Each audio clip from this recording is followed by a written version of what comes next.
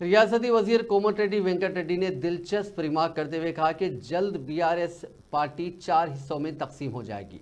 उन्होंने कहा कि साबिक वजीर हरीश राव के रिमार्क से ऐसा महसूस होता है कि साबिक चीफ मिनिस्टर चंद्रशेखर राव और उनके फर्जंद साबिक वजीर तारक रामाराव की पेट में खंजर घोंपने के बराबर है।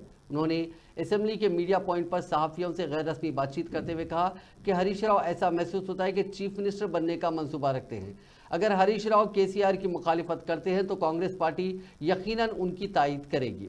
उन्होंने कहा कि उनका मानना है कि बीआरएस पार्टी जल्द ही केटीआर, हरीश राव और कविता के नामों से तकसीम हो जाएगी और बीआरएस पार्टी में ही 4 पार्टियां होंगी। वजीर मौसूफ ने कहा कि हरीश राव को बीआरएस मुखन्ना पार्टी का लीडर भी बनाया गया, हालांकि इसके लिए 20 अरकान असेंबली की तायद की जरूरत है। उन्होंने कहा कि बीआरएस के सदर केसीआर अब लाठी की मदद से चल रहे हैं, वो शेर कब बनेंगे? अगर एक 60 साल शख्स शेर बनता है तो उनका क्या होगा? हालांकि उनका वजन 86 किलो है।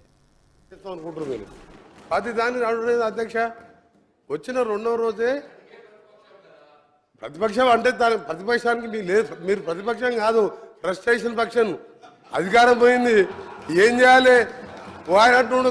మా రేవంత్ రెడ్డి గారు కాదు, మన హరీష్ రావు గారు అంటున్నారు నేనే సీఎం అయితే అని. అంటే కొంచెం ప్రాబ్లం వచ్చింది అంతే వీళ్ళకి. దానికి మనం ఏం చేయలేదు, ఇక దాన్ని ఎవరేం చేయలేరు. ఇక దేవుడు కూడా కాపాడలేడు.